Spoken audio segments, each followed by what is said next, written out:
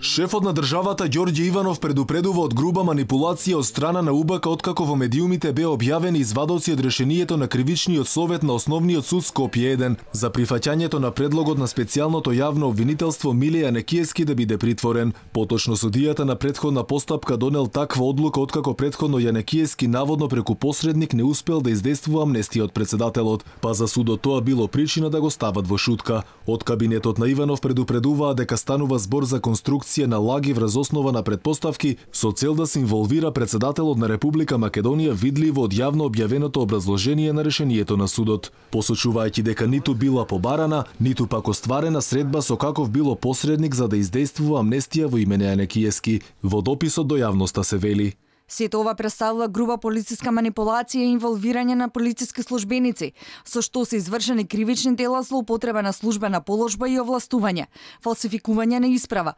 употреба на исправа со невистинета содржина. Останува нејасно врз основа на што се следат активностите на председателот Иванов и неговиот кабинет од страна на УБК. Прашуваат од кабинетот на Иванов, оттаму велат дека бараат одговор од МВР, односно од првиот човек на УБК. Очигледно е дека продолжува практиката на конструкција и генерирање на кризи во македонското општество од неодговорно однесување на припадници на УБК, нешто што председателот Иванов го потенцираше во годишното обраќање до пратениците во 2017 година. Се вели во соопштението, екс-министерот за транспорт и врски Миле Јанекиевски заедно со поранешниот генерален секретар на владата Кирил Божиновски беа експресно притворени по неполни 24 часа откако поранешниот премиер Никола Груевски информираше дека е напуштил државата и се наоѓа во Будимпешта. Јанекиевски и Божиновски беа однесени во шутка и покрај мерките за предпазливост кои им беа одредени од судот, а по барање на специјалното јавно обвинителство. За нивното апсење не беа информирани ниту судии кои им судат, ниту пак нивните адвокати.